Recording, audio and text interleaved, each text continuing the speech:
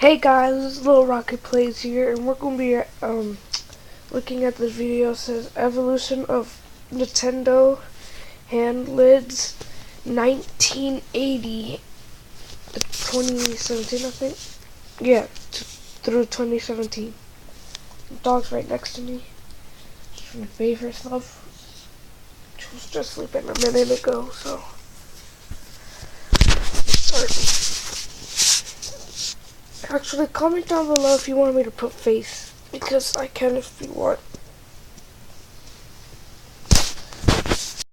What's up guys, so today we're going to be talking about the evolution of the Nintendo handhelds. And of course we need to start it off with the man himself, the man that started it all. One day in 1979 on a train ride home, Gunpei Yokoi saw some individual just playing with their calculator. And I'm pretty sure we've all done this during tests, if you are allowed to use a calculator ever. And that's when Yokoi got his very brilliant idea. Of course, the Game & Watch was the first console ever to have the D-pad, which was made by Gunpei Yokoi in 1982 for Donkey Kong. There were also a lot of current titles that are on the Game & Watch. Of course, these were very practical times. The Game & Watch actually sort of worked like a calculator, and I'm pretty sure for many Game & Watch fans or Nintendo fans, you already know how the Game & Watch works. Basically, these are all just still images, and to create the illusion of motion, one part of the screen just dims up, and then when the character moves, it just dims down, and yeah, you get the idea. In total, there were 43 million Game & Watches sold. So yeah, Nintendo's very popular with handhelds, even during the get-go. Ironically, Nintendo was celebrating their 100th birthday, so the Game Boy being released in '89 was a very interesting time. When Game Boy was still in its development stages, it was called the Dot Matrix game, and there were some people that actually didn't like the Dot Matrix game. Employees at Nintendo were even called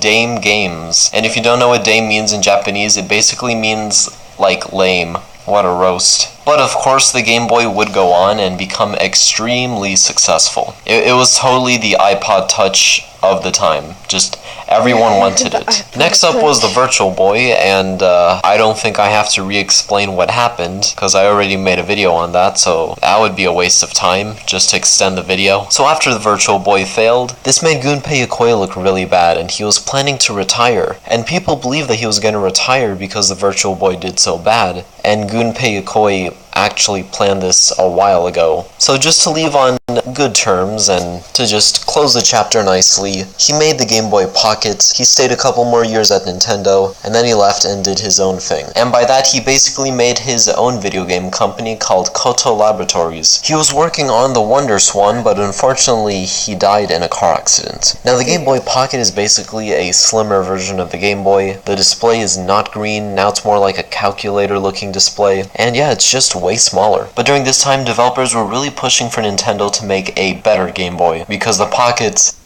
Game Boy Color, that's the one that's up next. It's basically just a slim. That's like if Microsoft just released the Xbox One S to compete against the PS4 Pro. It just wouldn't work. There was a Game Boy though that was supposed to be released after the Game Boy Pocket. This was codenamed Project Atlantis. Project Atlantis' battery was so powerful that it was supposed to last 30 hours, which even in today's standards is like really good. Not just would it last longer, but it would also be extremely...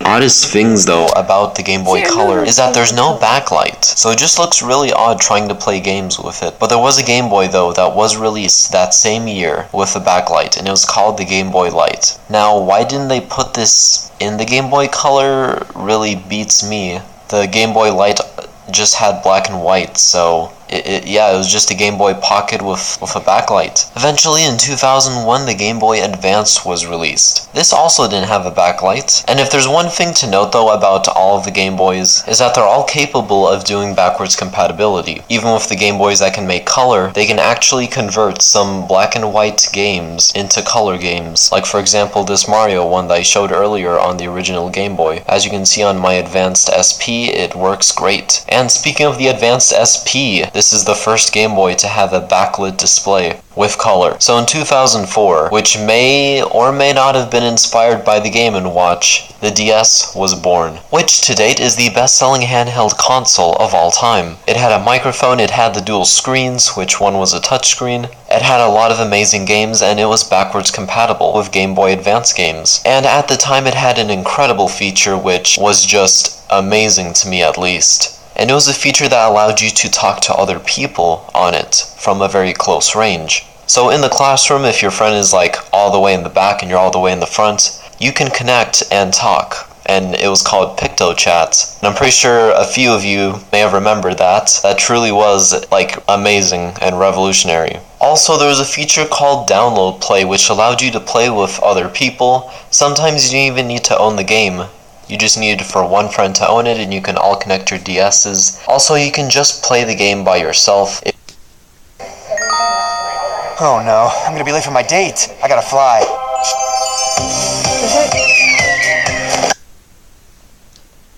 If your friend owns it, then you can just download it and sort of have like a little demo and play it, which is actually a pretty good idea to sell the product. So then in 2005, 1 year later after the DS, the Game Boy Micro came, and I don't really know what to say about this. For the most part, besides the screen getting better, it's just a small Game Boy Advance. But to some people, the screen is a little bit too small, and I can tell why. I've never seen one in person, but I think by the images you can just tell that, yeah, the screen is pretty small. So because it didn't sell well, in total it only sold 2 million units. This was sort of the thing that ended the Game Boy, and Nintendo wanted to focus more on the DS because the DS began picking up. It is not new technology, but it is a brand new look.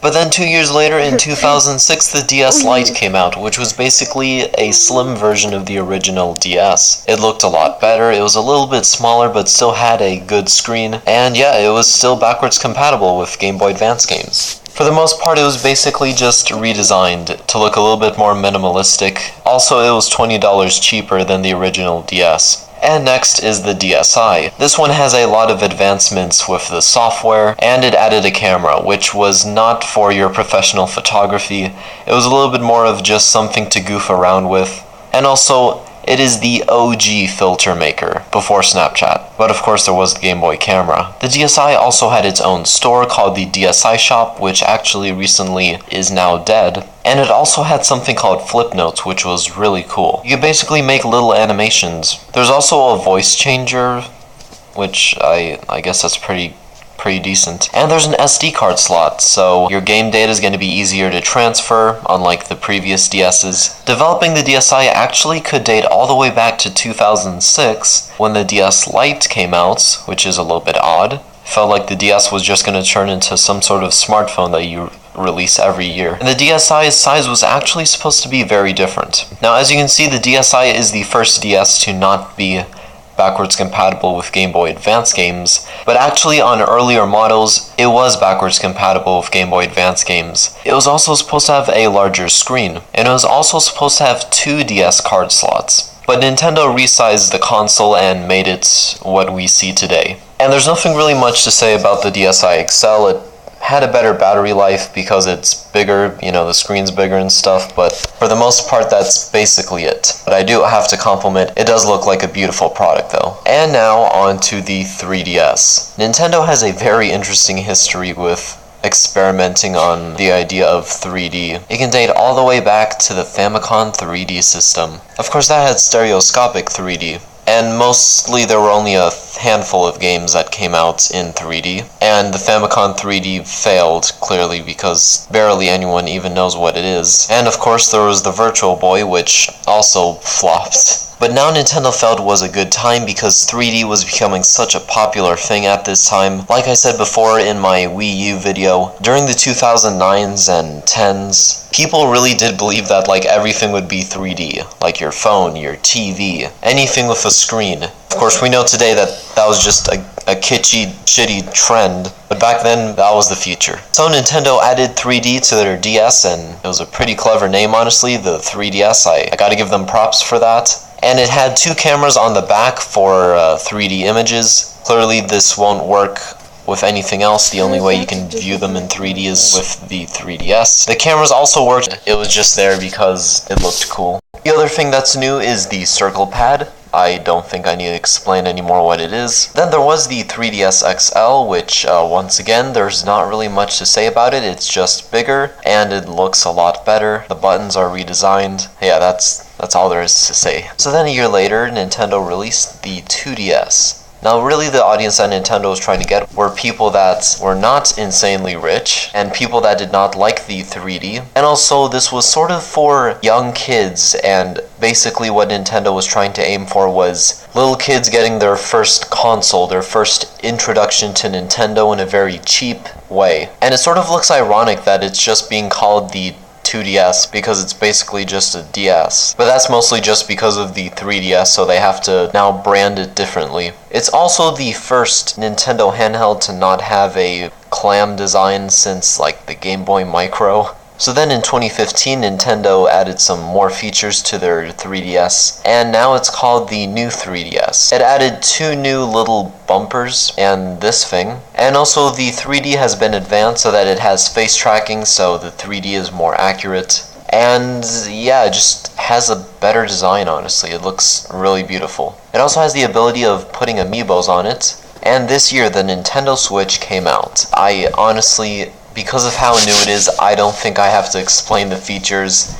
Even the name itself explains what exactly it is. And in addition to that, Nintendo brought back the clamshell design for the 2DS with the new 2DS XL. Once again, there's no changes to it, the design does look different, and yeah, people are loving it. And I do think that's a really good alternative if you just want to play 3DS games in 2D on a bigger screen with that clamshell design at a very cheap price. It's actually the price of the original DS, $150. It's crazy how much has changed for Nintendo's handheld line. We've went from having basic minigames to having a full console in your hand that you can take anywhere. I always had a feeling that this would happen, and I'm more than sure that a lot of people have had that same feeling.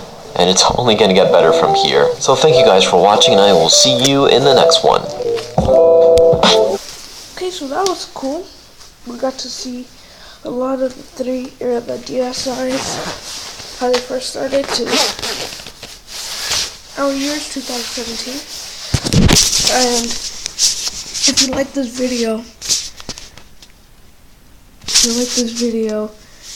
like and subscribe.